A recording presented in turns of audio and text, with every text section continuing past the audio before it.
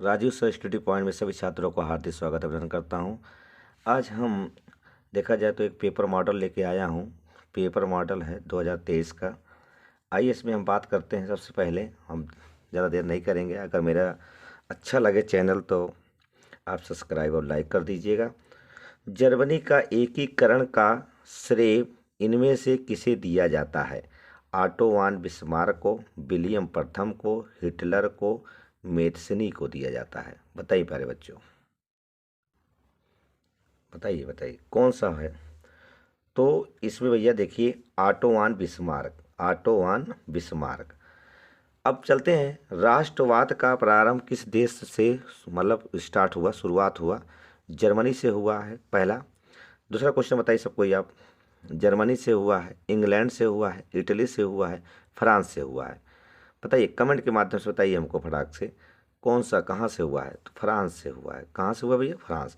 Napoleon की पराजय कब हुई थी? बहुत बढ़िया क्वेश्चन है। नेपोलियन की पराजय कब हुई थी? तो नेपोलियन की पराजय कब हुआ? तो 1815 ईस्वी में हुआ। 1815 ईस्वी में। चलिए बहुत बढ़िया क्वेश्चन है। ये चौथा क्वेश्चन लेके आया हूँ। सविनय अवज्ञा आंदोलन कब चलाया गया था? 1920 में, 1930 में, 1927 में, 1935 में? सविनय अवज्ञा आंदोलन बताओ दोस्तों, बताओ बेटा कौन सा है? तो 1920 में। महात्मा गांधी दक्षिण अफ्रीका से वापस कब लौटे थे? 1914 में, 1918 में, 1915 में, 1919 में? कब लौटे थे बच्चा? 1915 में। चौरी चौरा कांड किस वर्ष घटित हुई थी? 1920 में, 1922 में, 1921 में, 1925 में? तो चौरी चौरा कांड 1922 में। महामंदी का प्रारंभ, महामंदी का प्रारंभ कब हुआ था? तो महामंदी का प्रारंभ 1919, 1929, 1924, 1934, 1929। बहुत बढ़िया क्वेश्चन था सातवां वाला। चलिए बच्चों बहुत बढ़िया। आठवां क्वेश्चन देखिए आप। बहुत ही कई बार परीक्षाओं की इंपॉर्टेंट है, बहुत दृष्टि से देखा जाए तो बहुत अच्छा क्वेश्चन है बेटे। जितना मैं 10-11 क्वेश्चन दे रहा हूँ, ये 10-11 क्वेश्चन आप समझ लीजिएगा कि कुछ कहा नहीं जा सकता है। इसमें पूरा पूरा वहीं आएगा, वो ही मिलेगा आपको पेपर में। संयुक्त राष्ट्र संघ का मुख्यालय कहाँ पर स्थित है? वाशिंगटन है, न्यूयॉर्क है, जिनेवा है कि ऑस्ट्रिया है? बताइए प्यारे बच्चे। तो बच्चा कौन सा होगा? न्यूयॉर्क। प्रथम विश्व युद्ध का प्रारंभ कब हुआ था? तो 19, देखिए भैया 9वां क्वेश्चन देखिए बहुत ध्यान से। बहुत ज़्यादा अच्छा क्वेश्चन है, कई बार परीक्षाओं में आया भी है। 1914 से या 1919, 1939, 1942?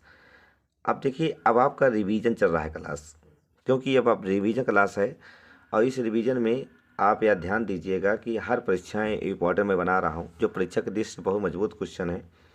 तो 1914 में ये आपका है। पंजाब में भूमि निम्नीकरण का मुख्य कारण क्या है? तो पंजाब में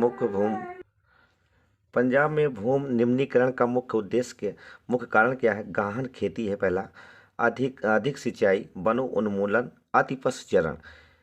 ये समझ लीजिएगा, ये हर जगह ही क्वेश्चन आ रहा है बार बार। कहीं ना कहीं इसका देखा जाए तो ये आने की संभावना है। तो ये देखिए पंजाब में भूमि निम्नीकरण का मतलब होता है वहाँ भूमि खराब हो जाना, मतलब बेकार हो जाना। ये अधिक सिंचाई। कपास की खेती, देखिए बहुत अच्छा क्वेश्चन है। क्वेश्चन है, देखिए बहुत अच्छा क्वेश्चन है। कपास की खेती की बात कर लें। कपास की खेती के लिए कौन सी मृदा मतलब कौन सी भूमि मतलब उपयुक्त है? मृदा कौन सी मिट्टी ज़्यादा अच्छी है? काली मृदा, जलोढ़ मृदा, लाल मृदा, लेटराइट मृदा?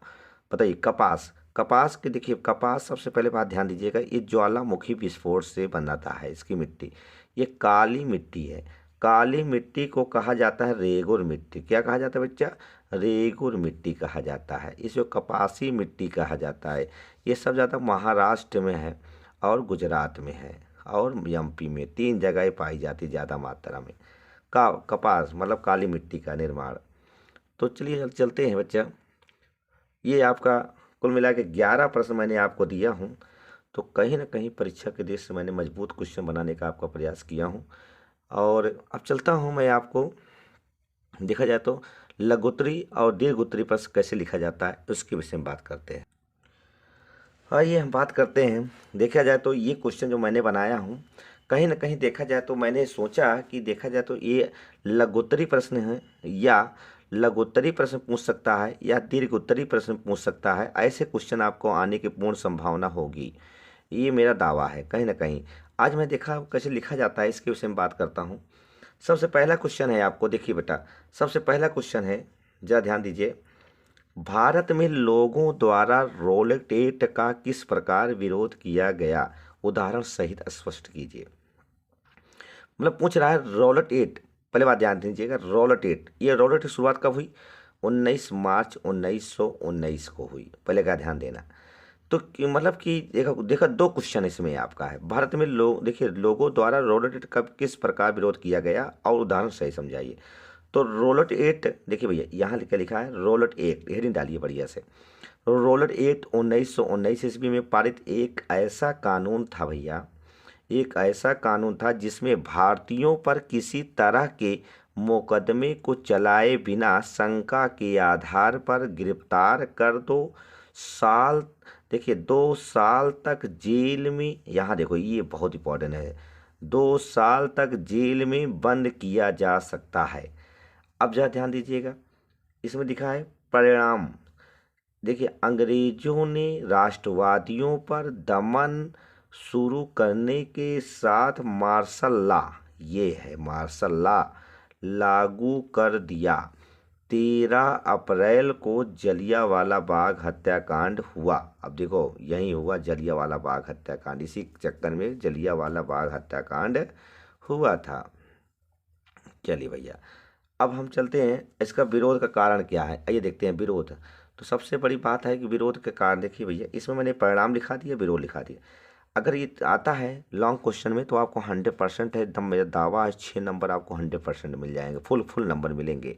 इसका मैटर बहुत सटीक है बेटा। विरोध में, भारत में लोगों द्वारा रोलेट एक्ट का विरोध निम्न प्रकार है। पहला विरोध देखिए भैया, विभिन्न शहरों में, विभिन्न शहरों में रैलियां, विभिन्न शहरों में रैली जुलूसों का आयोजन किया गया। अब आप समझ सकते हैं बच्चा। उसके बाद क्या है, रेलवे वर्क वर्कशॉप्स, देखिए शॉप्स के कामगार हड़ताल पर चले गए। तो कहीं ना कहीं ये है। तो देखिए हमारा कहना क्या है, विरोध का कैसे चलाएं। तो कुछ लोग विरोध कैसे मतलब किए, जुलूस निकालें। कहीं ना कहीं देखा जाए इसी विरोध चक्कर में देखा जाए तो जलिया और चौरी चौरा कांड हो गया था, क्योंकि वहाँ शराब की दुकानें बंद करा रहे थे। शराब की दुकानें बंद कराने के कारण से यही कुल मिलाकर मतलब रोलेट एक्ट का विरोध किया गया। काफ़ी मतलब इसमें यहाँ भी हुआ था पंजाब एक्ट के तहत। तो कहीं ना कहीं देखा जाए तो विभिन्न शहरों में रैली जुलूसों का आयोजन किया गया। रेलवे वर्कशॉप्स में कामगार क्या हो गए, हड़ताल पे चले गए। चलो भैया, ये आपका कहीं ना कहीं क्वेश्चन, चाहे दीर्घ उत्तरीय प्रश्न रह दे चाहे लघु उत्तरीय प्रश्न रह दे, ये आपका इंपॉर्टेंट है परीक्षा के दृष्टि में। हम चलते हैं बच्चा, अगला क्वेश्चन चलते हैं बेटा। अगला क्वेश्चन आपका है बेटा, दूसरा क्वेश्चन देखिए, सत्याग्रह के विचार का क्या मतलब होता है। बहुत बढ़िया क्वेश्चन है बेटा, परीक्षा के दृष्टि में बहुत ही अच्छा क्वेश्चन लेके आया हूँ। आप इसका देखिएगा कि ये क्वेश्चन कहीं ना कहीं ऐसे परीक्षाओं में पूछेगा जो बिल्कुल किताबों से हट कर आपको मिलेगा। आइए, सत्याग्रह का विचार का मूल आधार सत्य की शक्ति, देखिए सत्य की शक्ति है, पर आग्रह तथा सत्य की खोज करना है। गांधी जी इसके प्रबल समर्थक थे तथा इन्होंने उसकी व्याख्या इस प्रकार की है। देखते हैं कैसे प्रकार की व्याख्या की है।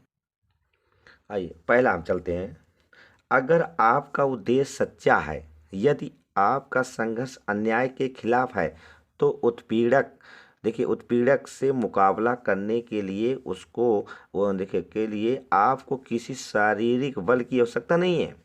गांधी जी का विचार बहुत बढ़िया था। देखिए दूसरा हम बात चलते हैं, प्रतिशोध की भावना या आक्रामकता का सहारा लिए बिना सत्याग्रही केवल अहिंसा के सहारे भी अपने संघर्ष में सफल हो सकता है। देखिए गांधी जी का कभी विचार नहीं था कि हिंसा कोई हिंसा घटना घटे। ये चाहते थे कि अहिंसात्मक हो, मतलब किसी का ऐसा व्यक्ति ना हो जिसको मतलब किसी को मतलब प्रॉब्लम हो मेरे इस कारण, किसी को मतलब हत्या हो, ये गलत है। इन्होंने हिंसात्मक नहीं अहिंसात्मक का सहारा लिया था गांधी जी ने। अब हम चलते हैं बच्चा, तीसरे पॉइंट पे चलते हैं। इसके लिए दमनकारी शत्रु की चेतना की देखिए झिझोड़ना चाहिए। मतलब एक प्रकार देखा जाए तो जैसे कि इसके लिए दमनकारी शत्रु की चेतना की झिझोड़ना चाहिए। उत्पीड़ देखिए इसको ये मतलब कि जैसे कि आजकल बहुत लोग दमनकारी शत्रु कैसे करें, कैसे उनको हटाएं, बुद्धि से काम लेना चाहिए। उत्पीड़क शत्रु को ही नहीं बल्कि सभी लोगों को हिंसा के जरिए सत्य को स्वीकार करने पर विवश करने के बजाय सच्चाई को देखने और उसे सहज भाव स्वीकार करना है।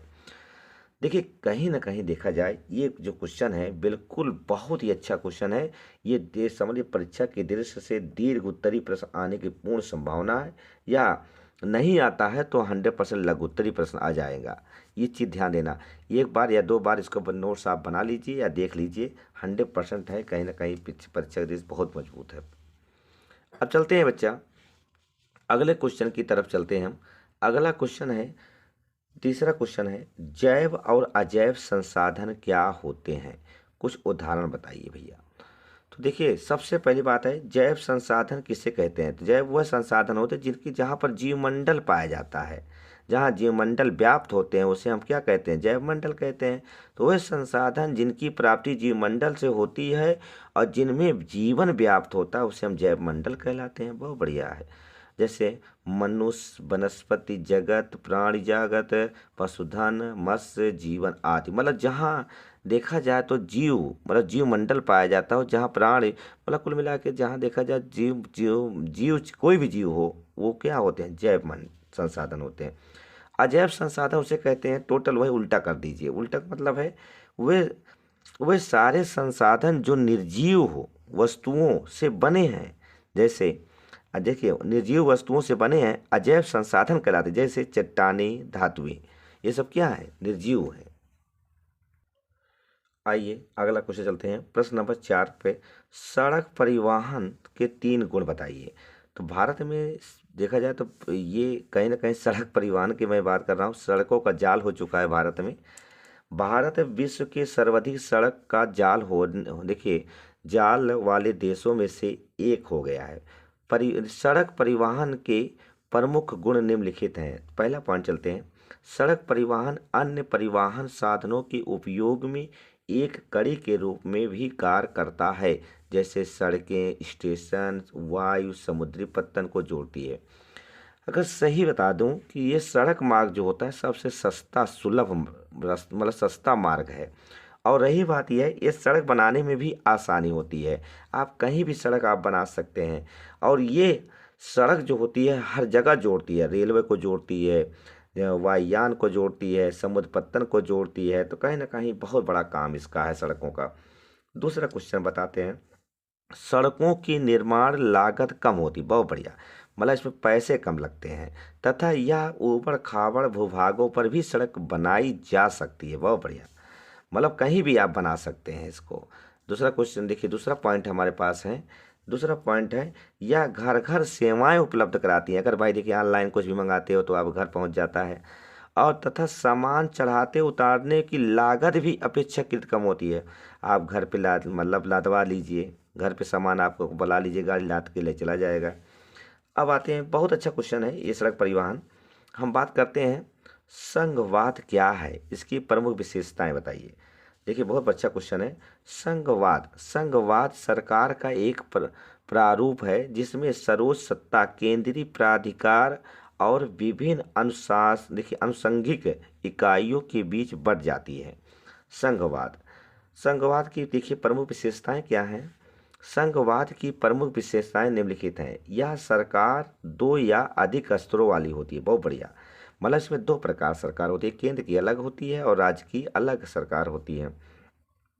अलग अलग स्तर की सरकारें एक ही नागरिक समूह पर शासन करती है और कानून बनाने कर वसूलने प्रशासन का उनका अपना अपना अधिकार क्षेत्र होता है।